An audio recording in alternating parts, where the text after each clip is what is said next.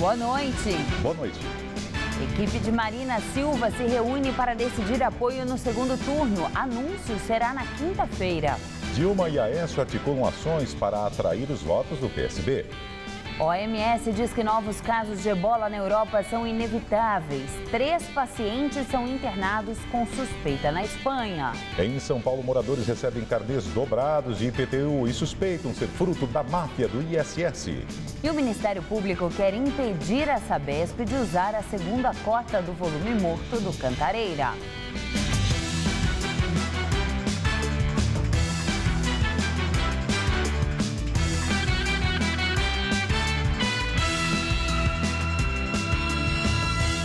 Moradores de um condomínio reclamam de carnês extras de IPTU que receberam no mês passado. Eles suspeitam que o adicional no imposto seja fruto de um esquema de fraude decorrente da chamada máfia do ISS. Sandra recebeu um carnê extra do IPTU com surpresa. Os valores somados vão ultrapassar os R$6.000 e são retroativos. Se referem a tributos devidos nos últimos 5 anos. E eu fiquei sabendo no momento que eu fui pagar a parcela do mês passado pelo Internet Banking. E pelo Internet Banking já me informaram que eu tinha esse débito. Quando eu vi que eram de vários anos, eu falei, isso tem algum erro. Desde 2009, todos os 270 condôminos do prédio receberam o IPTU abaixo do que realmente deviam. Mas ninguém se deu conta disso na época. Agora, Sandra e os vizinhos suspeitam que o valor a mais no IPTU pode ser resultado de uma ação fraudulenta nos cadastros da prefeitura. A suspeita de fraude no IPTU teria sido um desdobramento das investigações sobre a máfia do ISS, o Imposto sobre Serviços. Entre os denunciados estão ex-fiscais e alguns de seus familiares. O esquema foi descoberto em outubro de 2013, após investigação do Ministério Público e a Controladoria Geral do município. O grupo teria desviado cerca de R$500 milhões no recolhimento do ISS pago por construtoras para obtenção de habite-se e assim regularizar o empreendimento. Outros edifícios residenciais estão na mesma situação. Mais de 600 casos estão sendo investigados e os moradores também terão que pagar o IPTU corrigido. Em nota, a Prefeitura informou que o contribuinte que não concordar com a correção poderá efetivar uma reclamação num prazo de 90 dias após ser notificado. A Secretaria Municipal de Finanças esclarece que realiza periodicamente a conferência dos dados dos imóveis em toda a cidade e que a correção no cadastro do prédio, mostrado aí na nossa reportagem, decorreu de fiscalização de iniciativa da Receita Municipal de São Paulo. A Prefeitura explica que a correção do IPTU sempre terá efeito retroativo se ficar comprovada a incoerência dos dados cadastrais em relação aos anos anteriores. E sobe para 94 o número de ataques em Santa Catarina. Os novos atentados aconteceram entre a noite de ontem e a manhã de hoje. Ônibus foram incendiados em Joinville e Blumenau. Desde o dia 26 de setembro, mais de 50 pessoas já foram presas. Na cidade de Navegantes, 2 escolas públicas foram incendiadas. Em uma das instituições, o fogo atingiu 2 salas de aula e um depósito de materiais. Em Blumenau, criminosos pediram que os passageiros saíssem de um ônibus e atearam fogo no veículo, que ficou destruído. A Força Nacional de Segurança Pública já atua no estado e um grupo de detentos de diversas prisões foi transferido para Porto Velho, em Rondônia. Segundo a polícia, os ataques seriam comandados de dentro de presídios catarinenses. No Japão, chega a 53 o número de mortos na erupção de um vulcão. As buscas foram retomadas depois de 3 dias de interrupção por causa do tufão Fanfone, que atingiu grande parte do Japão. 2 corpos foram encontrados em meio a uma camada de cinzas. 10 pessoas continuam desaparecidas. O vulcão do Monte Ontake entrou em erupção há 10 dias, lançando cinzas e rochas quando cerca de 300 pessoas subiam a montanha. A maioria conseguiu abandonar a zona de perigo, mas cerca de 60 pessoas podem ter morrido, atingidas principalmente pelas pedras. Aqui em São Paulo, o sol brilha forte nos próximos dias e a previsão é de muito calor. Vamos ver como fica o tempo amanhã com Mariana Armentano. O ar fica ainda ainda mais quente e seco e todo o estado de São Paulo terá um dia com bastante sol e calor. À tarde e à noite, a possibilidade de algumas pancadas leves de chuva na Serra da Mantiqueira, no Vale do Paraíba e na divisa com o sul de Minas Gerais. Pode até chover na região do Cantareira, mas a chuva será bem rápida e restrita a pequenas áreas e não deve mudar o quadro de seca. A máxima chega aos 35 graus amanhã em Votuporanga, 33 na região de Ribeirão Preto e também em São José do Rio Preto e aos 30 graus no litoral do estado. Aqui na capital, a noite ainda será fresquinha, mas à tarde faz calor. Nessa madrugada, mínima de 15 e máxima à tarde de 28 graus. E vai esquentando gradativamente. 30 graus na quinta e 31 na sexta-feira, ainda com muito sol e nada de chuva. O Ministério Público Federal e o Ministério Público do Estado entraram com ação na Justiça para pedir que a Sabesp não utilize a segunda cota do volume morto do sistema Cantareira. Hoje, o reservatório operava com apenas 5,6% da capacidade. A imagem é desoladora. Sob a ponte não há sequer um pequeno curso de água. Este é um dos reservatórios que compõe o sistema Cantareira. Fica entre Piracaia e Joanópolis, no interior do estado. Bem perto dali, as bombas instaladas pela Sabesp captam a água do chamado volume morto. Uma reserva técnica que vem mantendo o abastecimento na Grande São Paulo. Seu Pedro comprou um sítio às margens da represa há 2 anos. Se encantou com a paisagem e a abundância de água, agora escassa. Pegar um peixinho e tal, e mesmo para passear beirando a represa lá, era muito agradável. E de repente se tornou tudo isso. De vez em quando vem uma chuvinha, mas muito leve para a recuperação de água não dá. Nem para plantar não dá. Eu estou com a terra pronta aí para plantar o milho e a chuva que vem você sente que é pouca, que o milho nem nasce, se nascer morre. A situação é a mais crítica da história, segundo a Sabesp. Hoje o manancial opera com apenas 5,6% da capacidade. No mesmo período do ano passado, o volume armazenado era de 40%. O Ministério Público do Estado de São Paulo e o Ministério Público Federal ajuizaram uma ação civil pública na Justiça para pedir restrições e limites ao direito de uso pela Sabesp das águas do sistema Cantareira e a proibição do uso da segunda parcela do volume morto. A Sabesp deveria ter entregue ontem à Agência Nacional de Águas um relatório com um novo plano de operação para o sistema. Mas até agora, esse estudo não chegou à agência.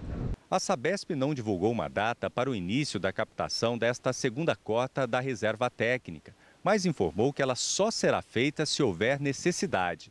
Ela deve elevar em 10,7 pontos percentuais a capacidade das 5 represas, com mais de 106 milhões de metros cúbicos. Suficiente, segundo a empresa, para abastecer a Grande São Paulo até março do ano que vem.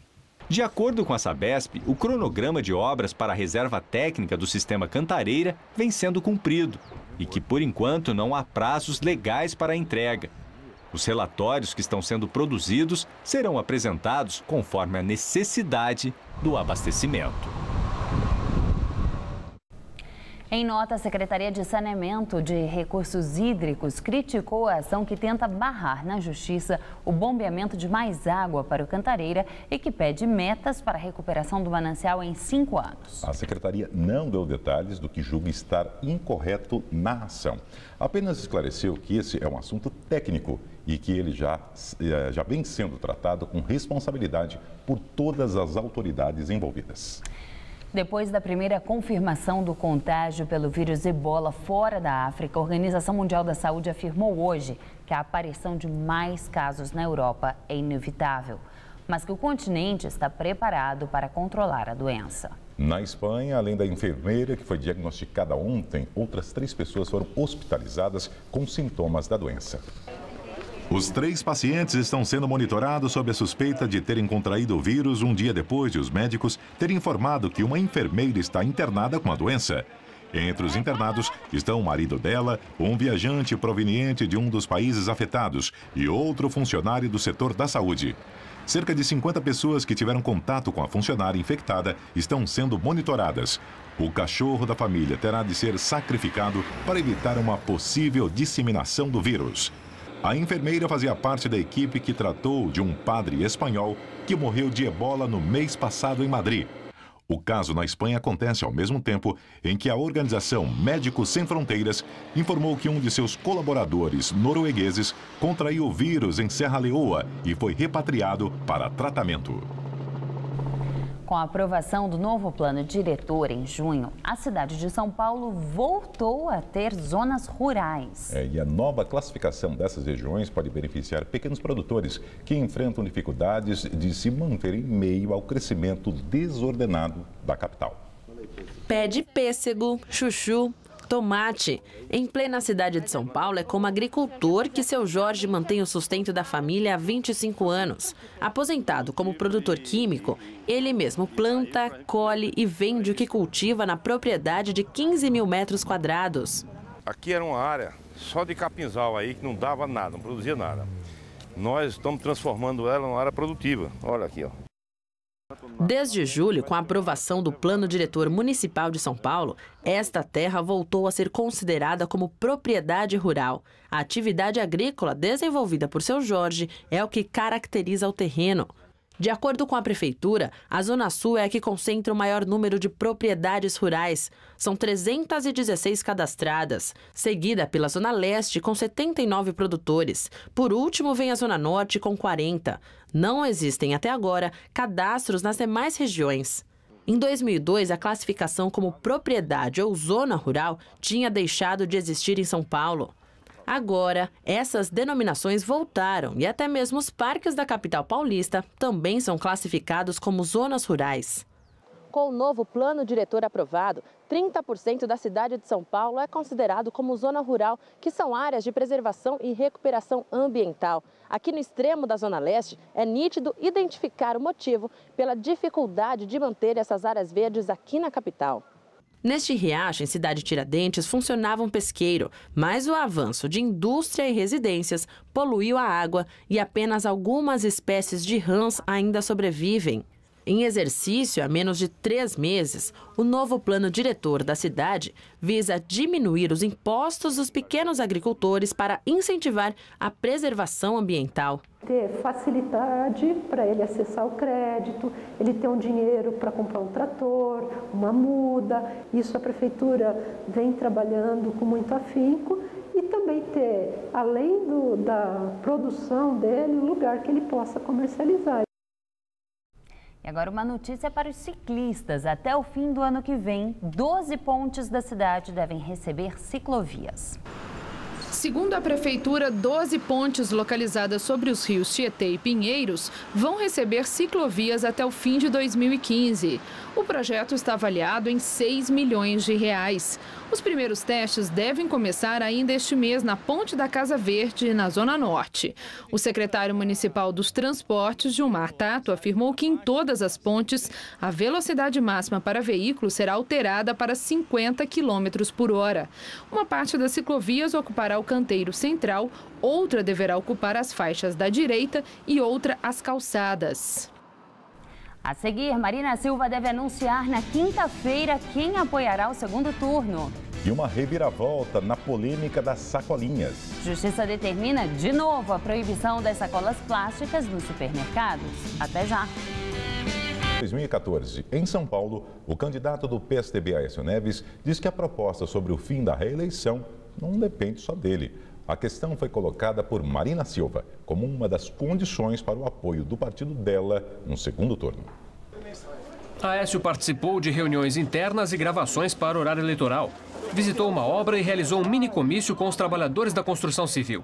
Estava acompanhado do governador reeleito Geraldo Alckmin e do senador eleito José Serra.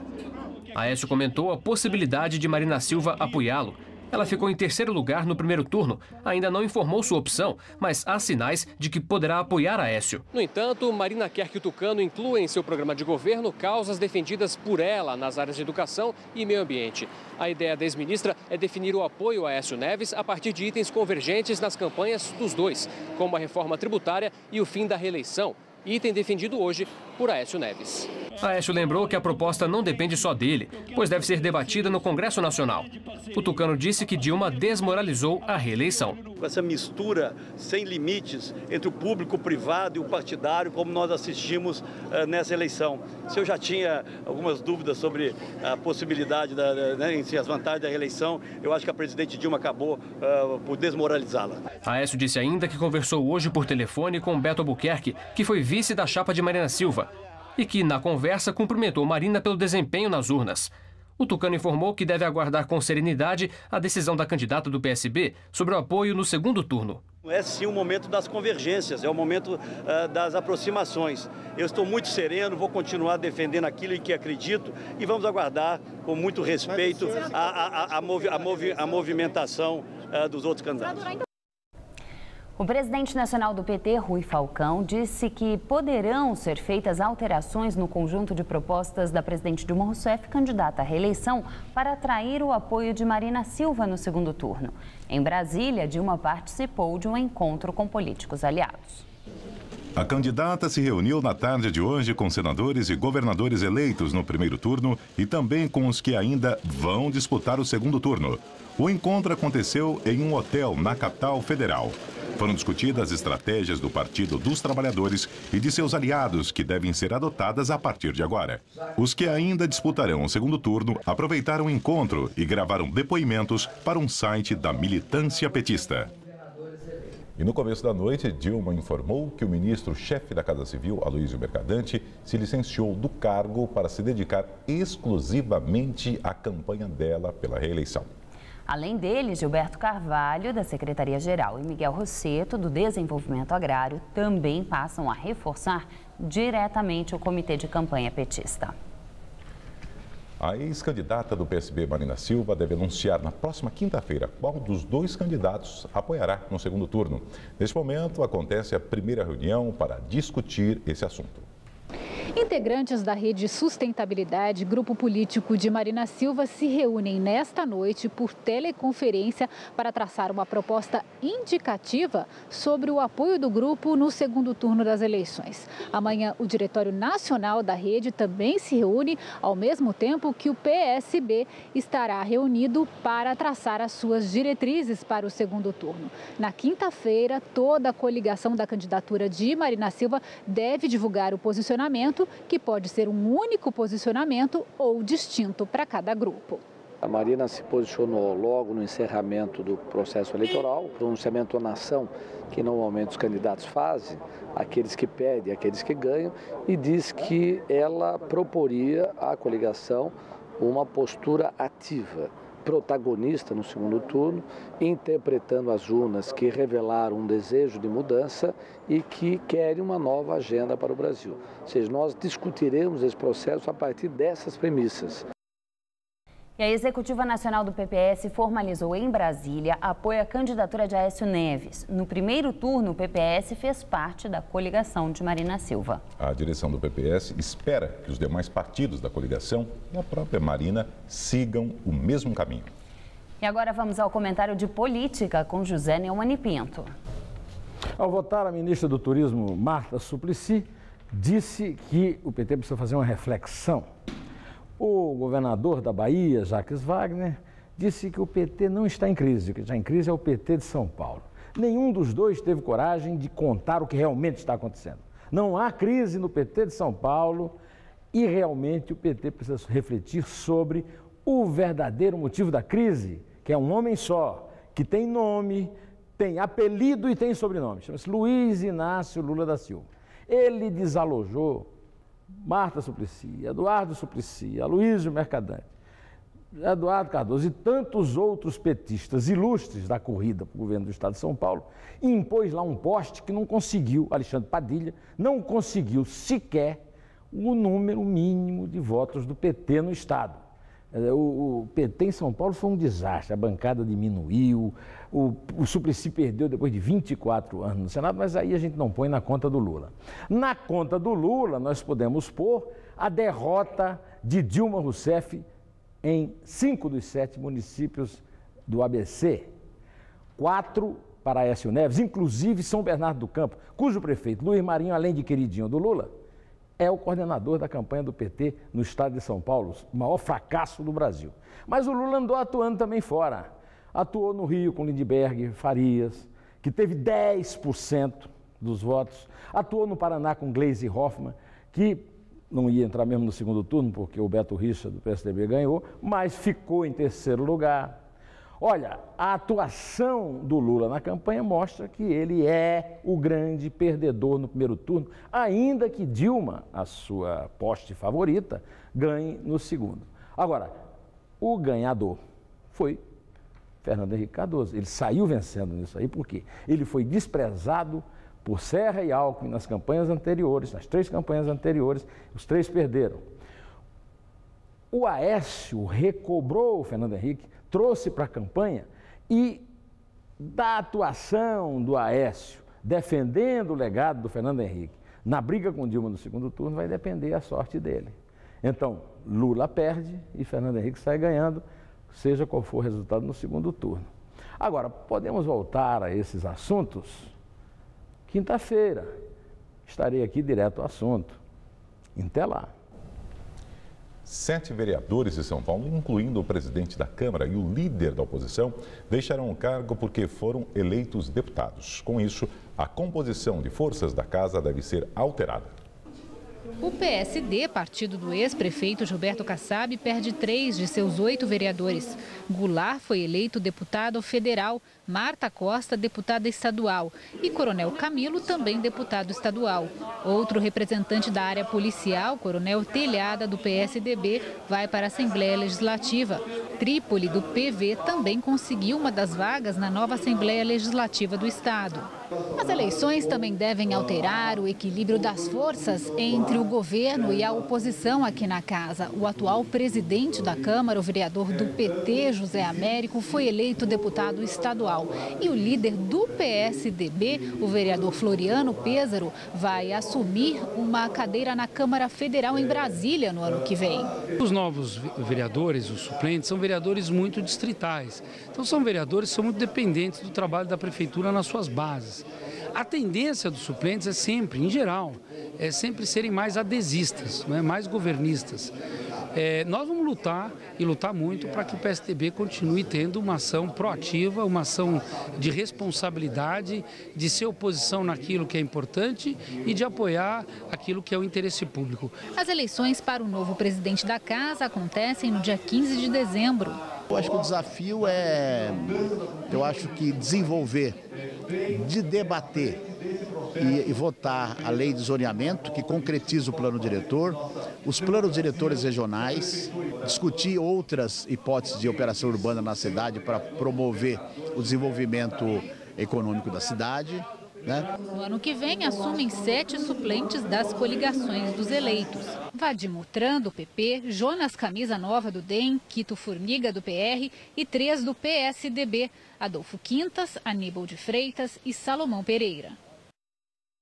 Para o FMI, a economia do Brasil terá em 2014 o segundo menor crescimento em 16 anos. É a 6ª vez seguida que o Fundo Monetário Internacional reduz a expectativa de crescimento do PIB do Brasil, de uma expansão de 1,3% há 2 meses para uma leve alta de 0,3% no relatório divulgado hoje. Mais otimista, o governo aposta numa alta de 0,9%, diferentemente do mercado financeiro, que projeta um crescimento de apenas 0,24% do PIB. Para o FMI, o resultado reflete um cenário de investimento fraco e de moderação no consumo. Protestos na Turquia deixam dezenas de feridos e pelo menos 9 mortos. Os manifestantes exigem do governo medidas mais severas contra as ações do Estado Islâmico na principal cidade curda, perto da fronteira com a Síria.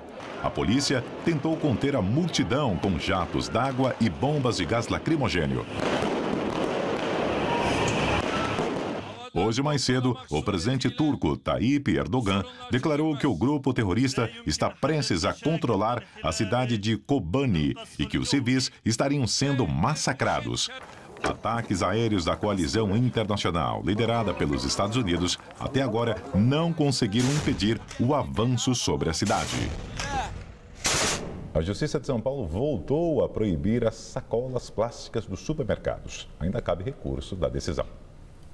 O órgão especial do Tribunal de Justiça de São Paulo considerou, por maioria de votos, constitucional a Lei Municipal de 2011, que proibia a distribuição de sacolinhas plásticas aos consumidores. A ação, que havia barrado a lei, estava valendo por força de um recurso do Sindicato da Indústria de Material Plástico. Com a decisão de hoje, a lei que barra sacolinhas pode voltar a vigorar dentro de 30 dias. O sindicato ainda pode recorrer da decisão no Superior Tribunal de Justiça. A edição das 10 do Jornal da Gazeta termina aqui. Boa noite. Fique agora com o Rony Fon no Todo Seu. Boa noite e até amanhã.